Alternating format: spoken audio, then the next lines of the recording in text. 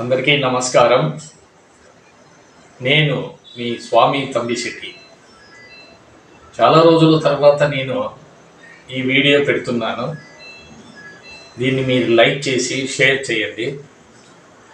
Subscribe చేయని వాళ్ళు తప్పకుండా సబ్స్క్రైబ్ చేసి నన్ను ఎంకరేజ్ చేయండి. విషయానికి వస్తే, మామూలుగా మనుషులు బలహీనులు బలవంతులు అనే దానికన్నా మానసికంగా బలహీనులు చాలామంది ఉంటారు.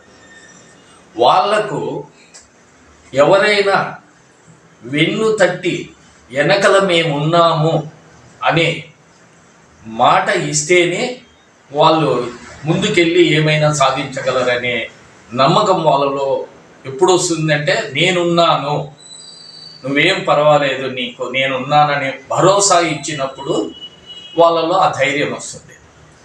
దీనికి ఉదాహరణగా ఒకసారి ఒక భయస్థుడు, మానసికంగా బలహీనుడు, వాడు ఒక ఊరికి పోతూ సాయం సమయంలో ఒక శ్మశానం దాటాల్సి వస్తుంది. ఆ శ్మశానాన్ని దాటేటప్పుడు వానికి చాలా భయంతో ముందుకు పోలేక దాటకోకుండా వెనకలే నిలబడతాడు. ఎవరన్నా వస్తారేమో అని. దూరంగా ఒక వ్యక్తి కనపడతాడు.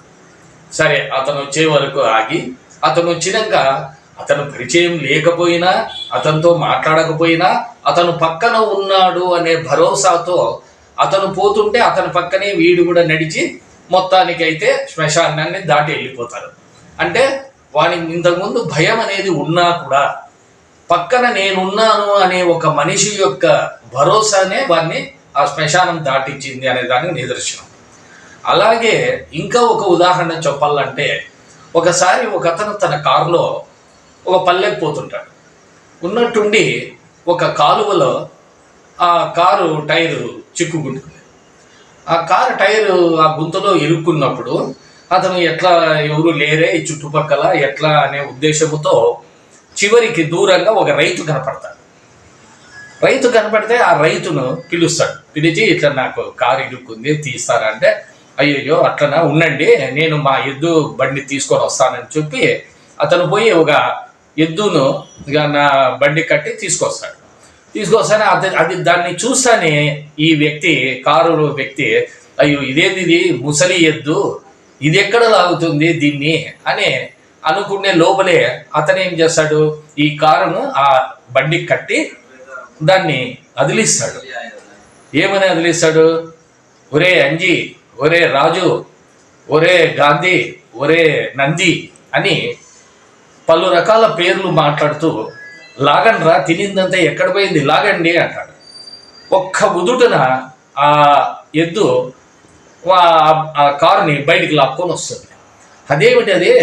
అప్పుడు అంటాడు ఎవరో కారు అతను, ఏమయ్యా రైతు, నీ దగ్గర ఉండేది ఒక ఎద్దే కదా, మళ్ళీ నువ్వు ఎందుకు అన్ని పేర్లు చెప్తివి, రాజు అంటివి, గాంధీ అంటివి, నంది అంటివి, ఉండేది ఒకటే కదా అంటే, దానికి అతను ఏమంటాడంటే, రైతు ఉండేది ఒకటే కాదు, పైగా అది గుడ్డిది కూడా, బక్క చిక్కింది కాకుండా గుడ్డిది కూడా అది. కాబట్టి దాంట్లో నేను భరోసా ఏ విధంగా నింపినానంటే, ఇంకా నువ్వు కాక ఇంకా 4-5 ఎద్దులు ఉన్నాయి అనే నమ్మకం, దాంట్లో భరోసా కల్పించేదానికే నేను ఆ పేర్లు వాడినాను. ఆ దెబ్బకు ఆ రాజు అనే బక్క చిక్కిన ఎద్దు ఒక్క ఉదుటన దాన్ని లాగి పారేసింది. ఎందుకంటే నేనే కాదు, ఇంకా చాలా మంది ఉన్నారు, ఎద్దులు ఉన్నాయి అనే ఉద్దేశంతో. సో ఈ విధంగా మనిషి అనే బలహీనతను పోగొట్టేదానికి వానిలో ధైర్యము, సాహసము, బలము అన్నీ ఉన్నా కూడా వెనక వెన్నుదట్టి నేనున్నాను అనేవాడు కావాల. అది ఉన్నప్పుడు ఏమైతుందంటే, మనిషి దేన్నైనా జయించేకి అతనికి ధైర్యం వస్తుంది, అవకాశం వస్తుంది. ఈ యొక్క చిన్న సూక్ష్మమైన ఈ విషయమును తెలుసుకుంటే, ఈ భరోసా, ఒక వ్యక్తి వెన్నుదట్టి భరోసా ఇచ్చినాడంటే ఆ మనిషిలో లేని ధైర్యం కూడా వస్తుందనే దానికి ఇదే నిదర్శనం. ఇప్పుడు నేను చెప్పిన ఈ ఎపిసోడ్ మీకు నచ్చితే తప్పకుండా సబ్స్క్రైబ్ చేయండి, లైక్ చేయండి, షేర్ చేయండి అండ్ కామెంట్ చేయండి. ఇంకా ఏదైనా తప్పులుండి చెప్పితే దాన్ని సరి చేసుకొని నేను ఇంకా ముందుకు వెళ్తాను. మీ యొక్క ఎంకరేజ్మెంటే నా యొక్క డెవలప్మెంట్కి ఆధారం అనే ఉద్దేశంతో ఇచ్చున్నాను. నమస్తే.